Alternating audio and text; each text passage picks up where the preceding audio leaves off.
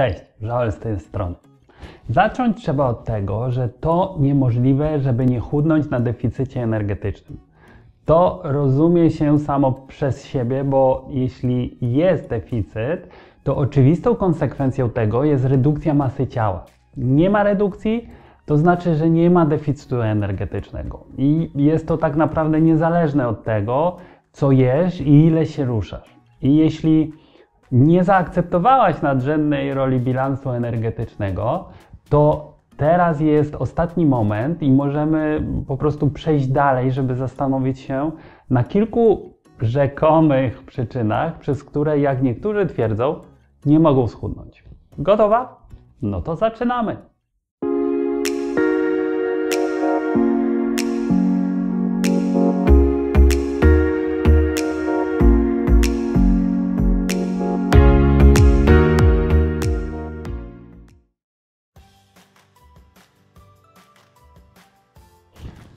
Zaczynam od tego, bo to jest najczęstsza wymówka i już wyjaśniam dlaczego.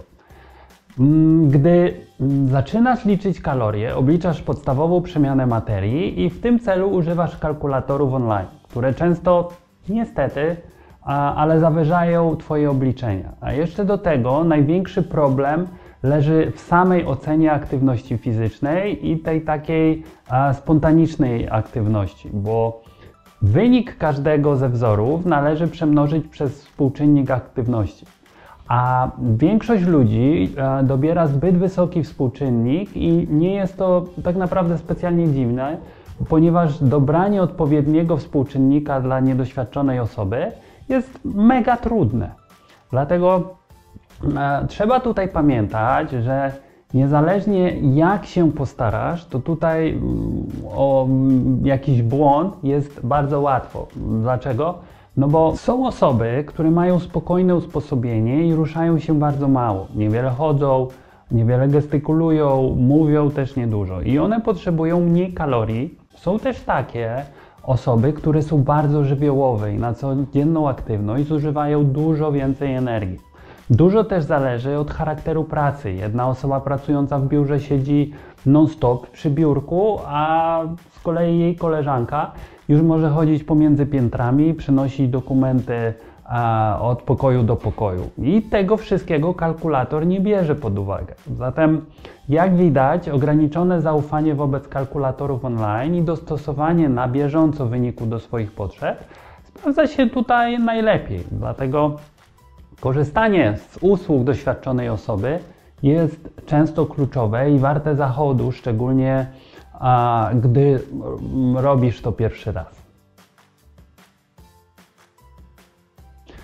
Często słyszę, że metabolizm spowalnia wraz z wiekiem i w pewnym sensie zgadzam się, jest to prawda, bo oczywiste jest, że to, że 20-latek ma większy wydatek energetyczny niż 70-latek. Aczkolwiek te różnice, powiem szczerze, nie są tak duże, jak nam się wydaje, bo jeśli zrobisz symulację używając na przykład wzoru Harrisa i Benedicta, to zobaczysz, że odejmuje on około 100 kilokalorii na każdą dekadę życia. Zatem, jak widzisz, to zdecydowanie zbyt mało, żeby nagle przytyć po zmuchnięciu 40 świeczek z urodzinowego tortu. Czemu więc tyjemy, jak jesteśmy starsi? No, powodów jest kilka na pewno. Także jeden z nich to taki, że kobiety średnio po 25 roku życia mają zazwyczaj mniej czasu na aktywność, nie przesypiają nocy ze względu na dzieci i związane z tym obowiązki, i mają też więcej stresu ze względu na pracę i mogę tak naprawdę wymieniać tak bez końca, bo wszystko to utrudnia trzymanie się zdrowej diety i wysokiej aktywności fizycznej, w konsekwencji czego osoby te mają mniejszy wydatek energetyczny i następuje u nich spadek masy mięśniowej, a w związku z tym i podstawowej przemiany materii. Dlatego osobiście uważam, że 20-latka i 40-latka o takiej samej beztłuszczowej masie ciała i aktywności fizycznej mają bardzo, ale to bardzo zbliżone, jeśli nawet nie identyczne zapotrzebowanie na kalorie. Tyle tylko, że przeciętna 20-latka więcej się rusza, dłużej w ciągu dnia przebywa na nogach, a dojrzałe kobiety mają większe szanse, żeby przytyć, bo spada im aktywność w ciągu dnia, a często też wzrasta im konsumpcja.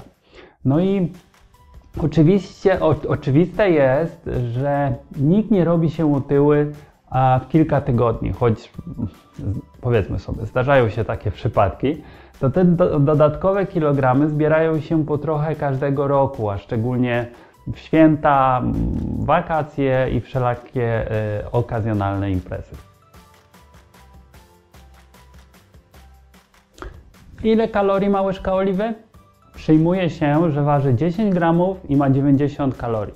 Ale są też łyżki, które mają po 15 gramów. Jeśli to przegapisz, to przy 4 łyżkach oliwy dziennie masz prawie 20 kalorii za dużo. To jeszcze nie jest ilość, która pogrzebie szansę na redukcję masy ciała, ale bardzo ją spowolni. Dodajmy do tego, nie wiem, latte, które zostało zignorowane, kilka nieświadomych zjedzonych chipsów i niedoszacowaną ilość chleba podczas kolacji. No i z deficytu zrobi się nam lekka nadwyżka kaloryczna. Dlatego jeśli masz problem z redukcją, to spróbuj przez kilka dni być do bólu skrupulatna w liczeniu kalorii. Najlepiej w aplikacji i z dobrą wagą kuchenną. No i możliwe, że wyłapiesz tak naprawdę przy tej okazji, w czym leży błąd i że szacując na oko, jednak dodawałeś czegoś za dużo. To akurat zdarza się dość rzadko i często jest to tylko wymówka, ale jednak nie można zignorować takiej możliwości. Przyczyną niepowodzenia w redukcji, mimo stosunkowo niskiej podaży kalorii, może być niedoczynność tarczycy. Wynika to z tego, że przemiana materii jest uzależniona od hormonów wydzielanych przez ten gruczoł. W teorii niedoczynność tarczycy może obniżyć wydatek energetyczny nawet o około 30%. Dlatego w przypadku podejrzenia zaburzeń pracy tarczycy warto skonsultować się z endokrynologiem i dobrać odpowiednie leki, jeśli dotychczasowe naturalne strategie nie podziałały. No i po wprowadzeniu prawidłowej farmakoterapii nie ma naprawdę powodu, żeby uważać, że osoba z niedoczynnością tarczycy będzie mieć problemy z odchudzaniem.